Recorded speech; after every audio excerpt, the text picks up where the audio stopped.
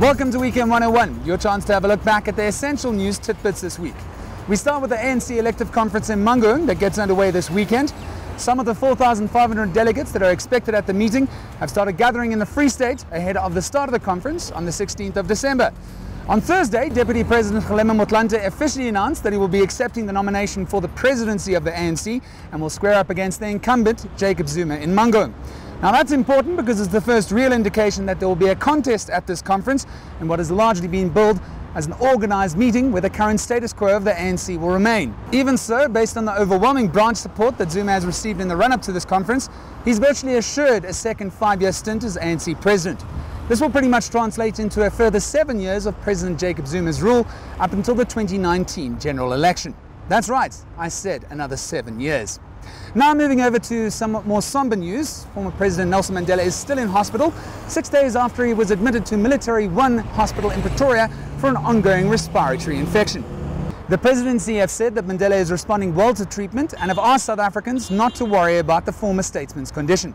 Now, while it's terrible to see Madiba in hospital, here's the thing. He's 94 years of age. It's hardly surprising that he needs constant medical attention, and as much as we'd like to believe he's a superhero, he is human after all. One can only hope that he won't endure any pain. Get well soon, Tata. Moving further afield now to the North Korean missile launch this past Wednesday.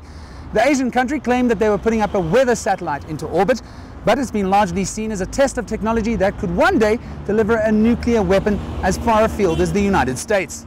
This highly provocative act, as it was labeled by the United Nations, is a surefire sign that another country has nuclear weapon capabilities.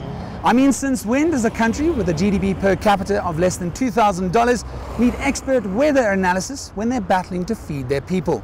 God help us all. And lastly, if you thought that the careers of Paul McCartney and the remaining members of Nirvana were permanently on the back burner, think again. The former Beatle was supported by Nirvana drummer and current Foo Fighters frontman Dave Grohl, bassist Chris Novoselic, and honorary member Pat Smear, and a special performance for the victims of Hurricane Sandy on the 12th of the 12th of the 12th. The outfit premiered a new song called Cut Me Some Slack, which the founding members had been working on with McCartney after Grohl invited him to a studio session to simply jam along with some mates. If only all magical collaborations could work out so well. And that, ladies and gentlemen, is your Weekend 101.